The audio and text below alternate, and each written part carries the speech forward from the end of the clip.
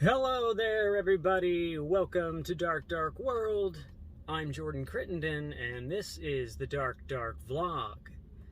Sorry if I was shouting there at the beginning, trying to get good energy here.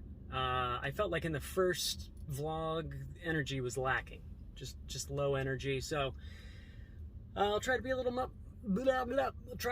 more upbeat here for you. I'm in the car, obviously, my home away from home, my office away from the studio. Listen, I do a lot of my best work here, so here I am. And why am I in the car? Well, I was driving around and I was thinking about some news that came to my attention over the weekend. And as you're probably aware from the title of this video, it has to do with the West Memphis 3. So, listen, if you're familiar with the channel, if you know my show, if you've listened to the most popular episode, really, in our feed, certainly the most popular video on the YouTube channel, the episode 23 about Terry Hobbs, you know that the, in my opinion, wrongfully accused and imprisoned West Memphis 3, despite being out on Alford pleas, walking amongst us in the free world, are still technically convicted murderers in the eyes of the law in the state of Arkansas. And they don't want to be. They feel that that's unjust.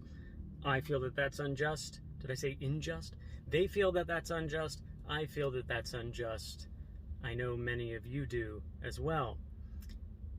And so, what they wanted to do, as time has gone on and as technology has developed and become more effective and helpful in crime solving, the West Memphis 3 wanted to come into the modern world and do new DNA testing on some of the evidence in their case. Now, again, if you've heard my Terry Hobbs episode, if you've heard that video, or seen that, watched that video, heard the episode, it's confusing because there is a video, but there's not really any video, it's just audio, but you get it. So if you've seen that, you'll remember that I talked about how Bob Ruff, a private investigator who did a documentary for the Oxygen Network about the West Memphis 3, had petitioned the courts on behalf of the West Memphis 3, that's Damien Echols, Jason Baldwin, and Jesse Miss Kelly, by the way, to allow for new, updated testing, DNA testing of some of the evidence. And what that evidence was the murder victims, the 3 8-year-old boys who were murdered, some of their clothing, some of the shoelaces that were used as ligatures to bind the kids, and maybe some other pieces that I'm unaware of. But shirts, socks, the laces were certainly involved. Now, lawyers for the West Memphis 3, in addition to what Bob Ruff had done, his request, lawyers had also filed Freedom of Information Act requests, FOIA requests, from the state of Arkansas and from the West Memphis Police Department to petition them to be allowed to test the evidence. Now, the testing they want to do is actually really advanced. Here we are, 2021. We now have something called MVAC technology, which can actually pull touch DNA off of evidence. This is really high-tech and expensive stuff that was certainly not available the last time that the West Memphis 3 were able to do testing, which led to, or partially led to them getting Alford pleas. So this MVAC technology allows you to actually take those articles of clothing, and in particular those shoelace ligatures, and actually test within the knots to pull touch DNA, just from touch, just to see if they can get any DNA off of who maybe last touched these laces. And especially if it were inside the knots, we would know that the last person who really got their fingers in that knot is likely the person who tied them. So that would be huge. So it's important. And that's why these lawyers and Bob Ruff and the West Memphis 3 in general want to test that evidence and want to get their hands on it. Now, What happened was, first of all, the West Memphis 3 and the state of Arkansas didn't respond to the FOIA requests in time. That was the first problem. Then when they did eventually respond, it's brought to the attention of these lawyers, the West Memphis 3's lawyers, over the summer, or maybe it was back in May, but basically this past summer, that, oh no, the evidence was either lost, misplaced, or destroyed in a fire. So that's what they're told, that it's one of these three things. Apparently they don't know which of those three things it was. That's a little fishy. Well, then they narrow it down and say, well, actually, all three of these things happened. Some of the evidence was lost, some of it we misplaced, and some was destroyed in a fire. Now listen, knowing the West Memphis Police Department and the powers that be in Arkansas, and Crittenden County, my own Crittenden County, knowing their track record, it's not at all surprising to me that they might have misplaced some evidence. We know they've done that before. Think Mr. Bojangles. But it's just too convenient that all three of these things, oh yeah, we misplaced some of it and we lost some of it. Oh right, and remember that fire we had? Oh yeah, we lost some of it there too in the fire. What a shame. Well, okay, maybe they're telling the truth, maybe the evidence is gone. Whatever the case, they're not handing over any evidence. Well, why is this important? Well, one, it means that there can't be this further testing that we were all hoping to do to see if we could get to the bottom of these murders that have plagued us since the early 90s. But also, part of the condition, part of the reason that one of the conditions of the Alford plea, one of the,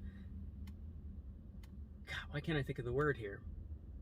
Part of the terms of the Alford pleas that the West Memphis 3 got, boy, I am just failing with words here. Part of the obligations of the state and of the police department, well, actually just of the state of Arkansas and Crittenden County, was it was their obligation to properly preserve any evidence for future testing. Okay, well, they failed to do that. Now, the West Memphis 3, their obligation was in exchange for this Alford plea, was to never come and sue the state of Arkansas for their wrongful convictions or their wrongful imprisonment. Never try to get money back, like, for instance, in Making a Murderer, Stephen Avery, how when he was wrongfully imprisoned on a rape charge early on, he came after the state and the county and was handsomely rewarded. They didn't want any of that. That's part of it, what's so great for the state about Alford pleas. But if the state fails to live up to its end of the bargain, its obligations, then all bets are off. And so now the West Memphis 3 lawyers are saying, well, hang on, you didn't properly preserve this evidence. Now we can't test it. Well, hey, you didn't live up to your half of this Alford plea, so we're going to come sue you. We are going to sue you now. All bets are off. And obviously, you know how I feel about this case. I think that's fantastic. I think they should be sued anyway. I understand the Alford plea was just a stopgap. Let's get out of prison and then try to attack this thing once we're out.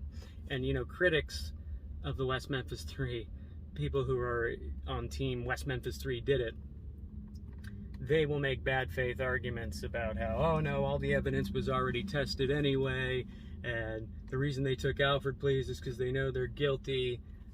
I've heard it all. It's ludicrous. They took the Alford pleas so they could get out of prison after being there for nearly 20 years. Okay? And now that they're out, they're trying to solve the case. And critics will also say, oh yeah, as soon as they got out, they stopped caring about it. Well, obviously they do care about it. They're filing petitions, and they're trying to actually get this thing done, this case solved. They're the only ones actually trying to solve the case. Now, you can say that's because they just want money, but I don't think so. I think they really want to know who did these murders. So we do have a lawsuit. That's what happened this weekend. So all that was just some background there for you. What happened over the weekend, or at least was reported over the weekend, was that Damien Echols, He was, if you don't know, of the West Memphis 3, he was considered the ringleader. He was the one of the 3 sentenced to death. Damien Echols' lawyer, who is based in Arkansas, filed a lawsuit against the West Memphis Police Department for failing to secure the evidence and for failing to respond to the Freedom of Information Act request in the allotted time. I think it's like 3 days they have to respond, and they failed to do that. And then when they did report it, they revealed that, and then when they did respond to the request, they revealed that they had not properly secured the evidence, thus negating that Alford plea. So a lawsuit has been filed. Damien Echols, his lawyer on behalf of Damien Echols, has filed a lawsuit. And so this is kind of the first step towards maybe getting some justice for the West Memphis 3 monetarily. But also, the negative is that we really may never now know who did these murders. I, for one, was really holding out hope that we would be able to get the MVAC testing of this stuff, of this evidence, especially those shoelaces, and get some answers. It now looks like that's not going to happen. Maybe this lawsuit kind of lights a fire under the ass of the state of Arkansas, of prosecutors, and they say, oh, well, actually, we did find the evidence. Here you go. You can test it. I'm holding out some hope for that, that maybe this lawsuit is simply to call their bluff. That would be great. I really do hope the evidence is still out there. I mean, I know they're an inept police department, but really? They lost all of the evidence? Or some of it was burned, and some of it was misplaced? As they say in Arkansas, that dog don't hunt. All right? So, yeah, we'll keep an eye on this here in the Dark Dark World feed. We'll see what developments may come. What do you all think? Do you think the West Memphis Police Department is telling the truth about this evidence? Do you think there's a possibility that some of the evidence is still around and that we will get some testing on it? Do you think this lawsuit's going to do anything at all? Let me know your thoughts. I'm optimistic. I always try to be, but, you know, here we are going on nearly 30 years of this crap, and we're still not any closer to the truth, really.